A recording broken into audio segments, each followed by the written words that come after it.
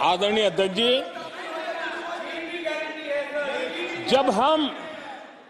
जब हम दुनिया की तीसरी बड़ी आर्थिक शक्ति बनकर के उभरेंगे कहते हैं, तो हमारे विपक्ष में बैठे कुछ साथी कैसा कुतर्क देते हैं।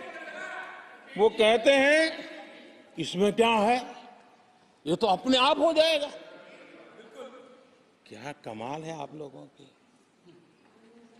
मोदी का क्या है, ये तो अपने आप हो जाएगी। मैं जरा सरकार की भूमिका क्या होती है इस सदन के माध्यम से देश को और विशेष करके देश के युवा मन को बताना चाहता हूं, देश की युवा शक्तियों को बताना चाहता हूं कि होता कैसे है और सरकार की भूमिका क्या होती है। आदरणीय अध्यक्ष जी, 10 साल पहले 2014 में फरवरी महीने में जो इंटरिम बजट आया था, उस समय कौन लोग बैठे थे आपको तो मालूम ही है, देश को भी मालूम है। जो 10 साल पहले इंटरिम बजट आया था, उसे पेश करते समय उस समय के वित्त मंत्री ने जो कहा था, मैं उसको कोट कर रहा हूं, और एक एक शब्द बड़ा मूल्यवान है जी। जब आप लोग कहते हैं ना कि तो अपने आप तीसरे नंबर पर जा ही जाएगा, ऐसा कहते हैं, उनको जरा समझना चाहिए। ये उन्होंने क्या कहा था, I now wish to look forward and outline a vision for the future. Vision for the future. पूरे ब्रह्मांड के सबसे बड़े अर्थशास्त्री बोल रहे थे। I now wish to look forward and outline a vision for the future. आगे कहते हैं, I wonder how many have noted the fact that India's economy, in terms of the size of its GDP, is the 11th largest in the world.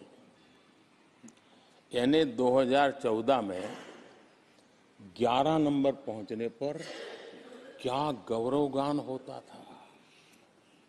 आज 5 पर पहुंच गए और आपको क्या हो गया, आदरणीय अध्यक्ष जी, आदरणीय अध्यक्ष जी, आदरणीय अध्यक्ष जी, आदरणीय अध्यक्ष जी, आदरणीय अध्यक्ष जी, आदरणीय अध्यक्ष जी, मैं आगे पढ़ रहा हूं। गोगोई जी, थैंक यू, आपने अच्छा कहा। मैं आगे पढ़ रहा हूं, ध्यान से सुनिए साथियों, ध्यान से सुनिए। उन्होंने कहा था is the 11th largest in the world. बड़ा गौरव का बात था। There are great things in the store. आगे वो कह रहे हैं, there are great things in store. फिर आगे कहते हैं, there is a well argued view that in the next 3 decades,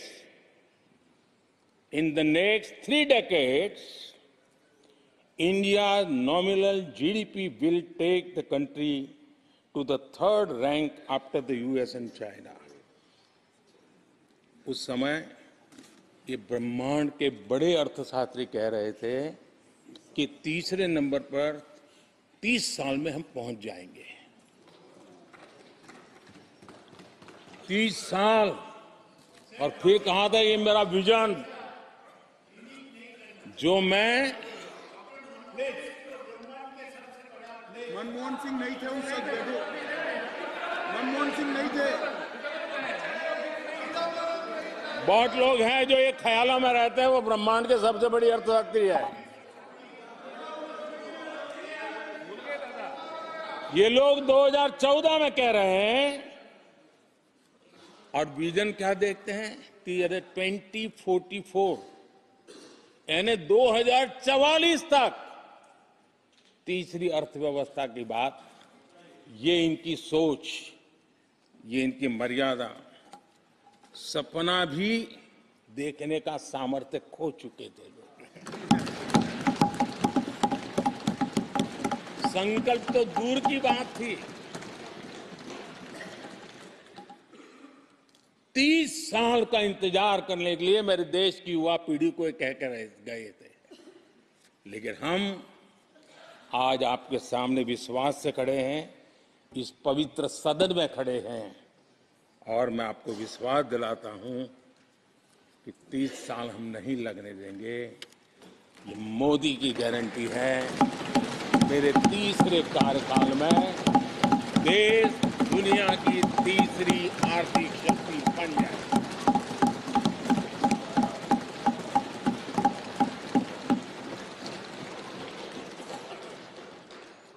कैसे लक्ष्य रखते थे, उनकी सोच कहां तक जाती थी, दया आती है। और आप लोग 11 नंबर पे बड़ा गर्व कर रहे थे, अब 5 नंबर पहुंचा दिए जी। लेकिन अगर 11 पर पहुंचने से आपको खुशी होती थी, तो 5 नंबर पहुंचने पर भी खुशी होनी चाहिए। देश 5 नंबर पर पहुंचा, आपको खुशी होनी चाहिए। इस बीमारी में फंसे पड़े हो। आदरणीय अध्यक्ष जी, भाजपा सरकार की काम करने की स्पीड, हमारे लक्ष्य कितने बड़े होते हैं, हमारा हौसला कितना बड़ा होता है, वो आज पूरी दुनिया देख रही है।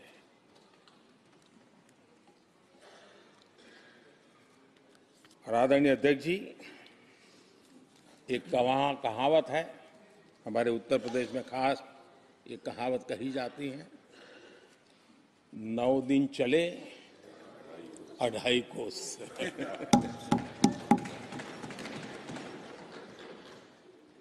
और मुझे लगता है कि ये कहावत पूरी तरह कांग्रेस को परिभाषित कर देती है। ये कांग्रेस की सुस्त रफ्तार, कांग्रेस की सुस्त रफ्तार का कोई मुकाबला नहीं। आज देश में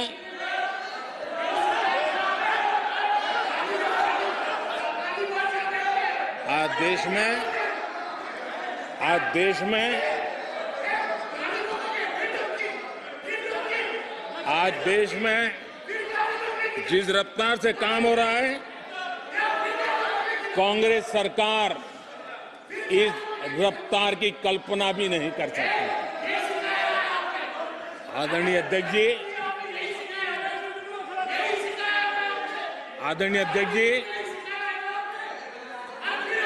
शहरी गरीबों के लिए हमने 400 घर हमने गरीबों के लिए, आदरणीय अध्यक्ष जी, हमने गरीबों के लिए 4 करोड़ घर बनाए।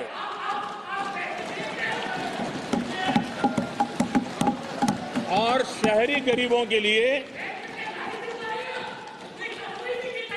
80 लाख पक्के मकान शहरी गरीबों के लिए बने।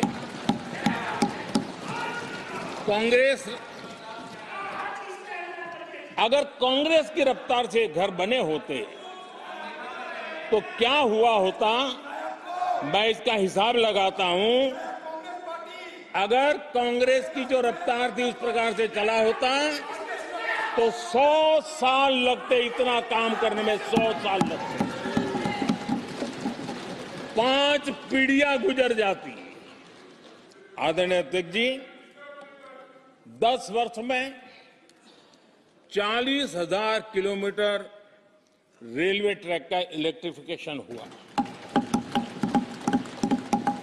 अगर कांग्रेस की रफ्तार से देश चलता, इस काम को करने में 80 साल लग जाते। एक प्रकार से 4 पीढ़ियां गुजर जाती। आदरणीय अध्यक्ष जी, हमने 17 करोड़ अधिक गैस कनेक्शन दिए।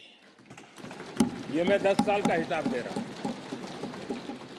अगर कांग्रेस की चाल से चलते तो ये कनेक्शन देने में और 60 साल लग जाते। 3 पीढ़ियां धुएं में खाना पकाते पकाते गुजर जाती। आदरणीय अध्यक्ष जी, हमारी सरकार ने सैनिटेशन कवरेज 40% से 100% तक पहुंची है। अगर कांग्रेस की रफ्तार होती तो ये काम होते होते 60-70 साल और लगते और कम से कम 3 पीढ़ियां गुजर जाती। लेकिन गारंटी नहीं होता कि नहीं होता।